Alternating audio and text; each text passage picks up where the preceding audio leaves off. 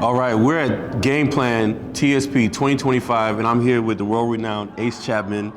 And Ace, you've taught me so much about buying businesses and acquisitions, and I want to ask you a few questions around that, if that's fine Awesome, with you. man. Of course, of course. Always Yeah. happy to talk about buying and selling businesses. I love it. So we met 2 years ago in Anguilla, if you remember. Yeah. And I'll never forget, we were like on the boat to Anguilla, and you were talking about my business, and you were talking to me, and I think I told you, I'm at a point in my business where I'm letting clients go because I only want to work with a specific ideal client. Yeah. And you were like, you're letting millions of dollars go out the window. What are you doing? And then I didn't know that he was a speaker that weekend, and then he proceeded to teach us about how to buy and acquire businesses. Yeah. And ever since you taught us about that, I've just been on a roll of like, okay, I got to find businesses that I can bring into, our current portfolio. Yeah. Right? Yeah. And it's a beautiful thing. I have a question for you. When you look at businesses and all the businesses you've bought, what are some of the most popular businesses? 'Cause they always say boring businesses are the ones to buy, but what are the most popular businesses that you say people should really be looking into? I think the most important thing is, for me, I love buying businesses that are basically B2B. Like I want to find a business that's doing business with other companies. And the main reason is I can find deals that have synergy between each other. So my goal when I'm looking at a business, it's not even about the industry, it's not if it's boring or exciting or any of that. I want to look at, okay, here's the assets that I have right now, or here's the business that I have right now. One of the first things I'm going to do is look at what are my expenses that are in this business. And let's say that I've got an expense like bookkeeping. And if I'm spending a lot of money on bookkeeping in this business, if I go buy a bookkeeping business, then day one, I can hire that bookkeeping business and increase the income as soon as I buy it by just having those two businesses work together. And then hopefully there are other synergies, like if I've got a business that does business with companies in a certain industry, and then I can find a bookkeeping business that does business with the same industry, now I can cross-sell that. And so as you start to build these different layers of synergy, it's more like I can buy a business today and I'm basically buying it at a discount because those synergies, as soon as I close, are going to allow me to double the business that I'm acquiring. I love that. One of the things I learned from you is to never be married to a business too, right? Like once you buy it, that doesn't mean that you should keep it forever. That's so important. Right? Can you talk about that? Like where you learned that from and why that's important? Well, one of the things, and I love, when you come to events and you get to have mentors, and I know you, with your clients, you serve as a mentor, and a big thing that changed the whole trajectory of my life was a mentor that I had years ago, and I got him by total happenstance. I was actually talking to a friend of mine, and he's like, man, you bought the business that you own. And when I was young, I happened to buy this one business, and he's like, I know a guy that also does what you do.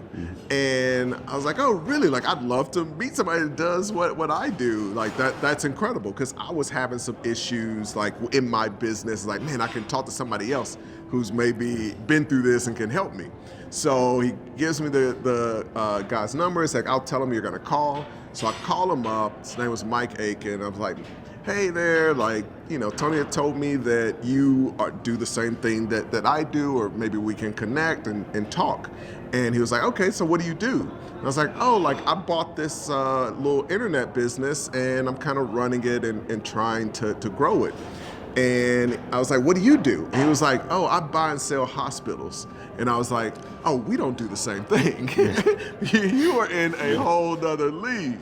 So one of the things that he taught me early on was just the importance of like having your numbers and really dialing in like your financials and all that. And it started with the very first business where we were sitting there, and he's like, okay, where are your, he said, hey, I'll meet with you. And I come to go meet with him. I'm excited. I'm like, man, this guy flips hospitals. Like, I'm about to sit down with somebody who's a true master. And I sit down with him, and he's like, okay, like, where are your financials? And I was like, no, I don't have it. It's like, you didn't bring a personal finance, you didn't bring your balance sheet, you didn't bring your profit and loss, you didn't bring anything? And I was like, no. And it's like, so you just came here to chit chat? And I was like, I guess I Yeah. thought so. He was like, I don't have time to chit chat, son. Come back next time. He agreed to meet with me every month. I'll see you next month. Bring your financials. Wow. And one of the most powerful things in that second meeting was sitting down with him, and I was in this business that I felt like was a failure. Yeah. And I'm like, man, I don't know what to do. This business is failing. I don't know if how to grow it so that my business doesn't go out of business. And he's going through the financials, and he's like, so you said you bought this business and your cash out of pocket was only about $3,000. That was my down payment. I was like, yeah, that's right. And he's like, and over the last 3 years you've owned this business, you've taken out about $320,000. And I was like, yeah, that sounds about right. He was like, and you think this is a failure? And I was like, yeah, like the business is about to fail. It's going out of business. And he was like, well, what did you want out of the business? I was like, well, I guess I kind of wanted to go longer and make more money, da. And, his thing was, this business has served its purpose. And you're looking for it to be a great business when you should have been looking for it to be a great deal. And he's like, you paid $3,000, you made $320,000. This was an amazing deal. Amazing. And so It's like 100x. 100x, literally 100x. Yeah. He's my question was, man, so I wonder if I do shut this business down because I've made this amount, I don't really know what I should do next. And I was telling him I'm thinking about maybe real estate. And he's just sitting there patiently listening to me like, yeah, maybe you're right. I made this money from this business. Now I can go on and I can do some real estate, I can do something else. And because I never really thought about buying and selling business as a thing. And he's like, why are you talking about doing something else? And I was like, what do you mean? It was like, you turned 300,000 into 300,000. Go do that again. Yeah. Just do this over and over. And that was like my mind opening up to this idea that, oh yeah, like I could just go find another business and do this same thing. Whereas before, like flipping business just wasn't a part of my reality. And the concept of you don't just need to own a business and try to run it forever to make income. The goal is to exit. And one of his biggest lessons as we spent time together was the very simple fact that like the only difference between having a job and owning a business is that you can sell a business, is the exit. If all you're doing is working and making cash flow, you can have a job and do that. So the goal of a business is how can I structure something that I can exit? And that is how the wealthiest people that you see in the world got their wealth. Yeah, that's amazing because I look at even Jay-Z, right? Like he's a billionaire now. He sold Rockefeller, then he bought Tidal, sold that, and then he's done all these other things. And I'm like, okay, this is how he got to that level so quickly. We can do the same thing. Yeah. Exactly, Yeah. As a CPA, right, I work with a lot of people and I see so many financial statements. And a lot of the financial statements that I see when they come over as clients are all over the place. They don't make sense. They don't really tell the true story of the company. You as an investor, you see financial statements too. How important is it for people that own a business to have a bookkeeper at minimum to really like paint the picture of this is what my business is doing right now? Yeah, it's so crucial. It's funny because as a business buyer, I actually enjoy when somebody has terrible numbers. Because as soon as I get their financial statements and it's a wreck, I know I'm going to get a discount because nobody else is going to be interested in that business. So I'm willing to do the work to figure out what's really going on in the business and kind of be that investigator and be that financial detective. But the average person isn't. And so when I see that, I know, oh wow, like we're about to get this business a discount. And a lot of times I'll tell those people like, I won't make them an offer. Especially if I'm one of the first people that looks at the business.